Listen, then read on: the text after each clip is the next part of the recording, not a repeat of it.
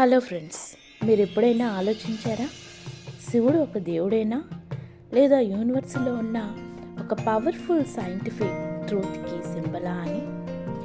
Big bang, quantum physics, meditation science ఇవన్నీ కలిపి చూస్తే శివుని స్టోరీలో దాగున్న సైన్స్ కనిపిస్తుంది. ఈరోజు మనం పురాణాలు కాదు, సైన్స్ పర్స్పెక్టివ్లో శివుని అర్థం చేసుకుందాం. Universe cycle and Shiva. Science చెప్పింది ఏమిటి? యూనివర్స్ ఒక్కసారి బిగ్ బ్యాంగ్ థియరీతో స్టార్ట్ అయ్యింది, అది ఎక్స్పాండ్ అవుతుంది, మరి అలాగే ఫ్యూచర్లో కొలాప్స్ అయ్యే ఛాన్సెస్ కూడా ఉన్నాయి. సైంటిస్టులు దీన్నే cycle of creation and destruction అంటారు. హిందూ ఫిలాసఫీలో కూడా అదే కాన్సెప్ట్, అదే క్రియేషన్, ప్రిజర్వేషన్ అండ్ డిస్ట్రక్షన్. అయితే డిస్ట్రక్షన్ అంటే ఎండింగ్ కాదు, న్యూ బిగినింగ్కి ఒక రీజన్ లాంటిది. కాబట్టి శివుడు డిస్ట్రాయర్ కాదు, ట్రాన్స్ఫర్మేషన్ ఆఫ్ ద యూనివర్స్.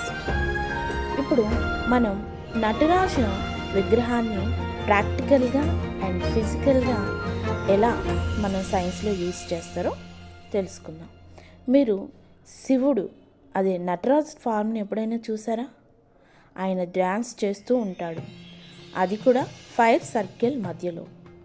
ఫిజిక్స్లో ఆటమ్స్ అండ్ పార్టికల్స్ ఎప్పుడూ ఒకే దగ్గర ఉండవు, వాటి మూమెంట్ వల్లే మ్యాటర్స్ అనేవి క్రియేట్ అవుతూ ఉంటాయి.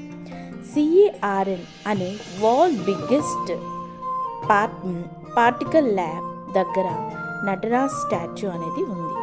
అసలు ఎందుకు ఈ స్టాచ్యూని పెట్టుకున్నారు?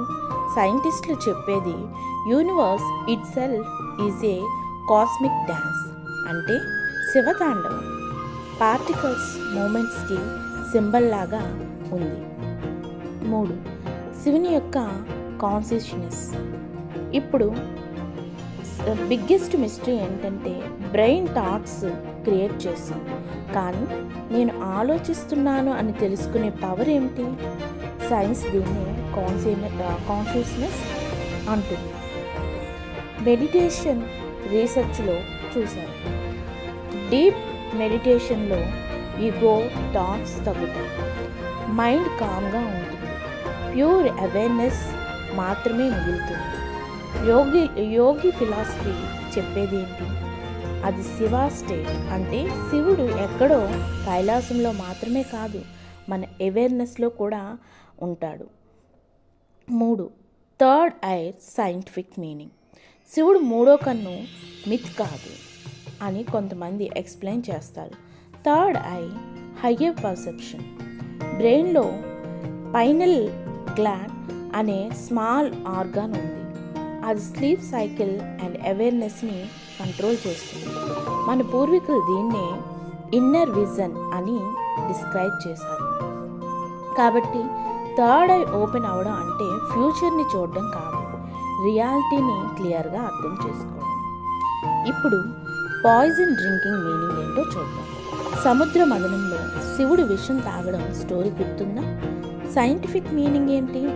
లైఫ్లో నెగిటివిటీ, స్ట్రెస్, పెయిన్ అన్వాలిడబుల్ కానీ ఎన్నో ఉంటాయి, కానీ యోగి అదే శివుడు దాన్ని బయటికి స్ప్రెడ్ చేయడు, కంట్రోల్ చేస్తాడు. అదే బ్లూతో సింబల్. అంటే మనకి ఇది చెప్పింది ఏంటి? నెగిటివిటీని అబ్జర్వ్ చేయాలి కానీ హార్ట్లోకి అలౌ చేయకూడదు. మొత్తానికి కన్క్లూజన్ ఏంటంటే శివ ఒక హిస్టారికల్ పర్సన్ అని సైన్స్ ప్రూవ్ చేయలేదు, కానీ universe law, energy transformation and consciousness, కానీ universe laws, energy transformation, meditation science ఇవన్నీ కలిపి చూస్తే శివ ఒక కాస్మిక్ పర్సన్ లాగా కనిపిస్తాడు. మేబీ శివ మనం పూజించేటటువంటి బయట కంటే మనలోనే ఉంటాడు, అంటే శివుడు ఎక్కడో లేడు, మనలోనే ఉంటాడు, మన ఆలోచనలోని, మనం చేసే పనిలోని శివుడు ఎప్పుడూ ఉంటాడు. కాబట్టి ప్రతి ఒక్కరూ శివుణ్ణి ఒక విగ్రహంలాగా కాకుండా మనం చేసే ప్రతి క్రియలో శివుడు ఉన్నాడు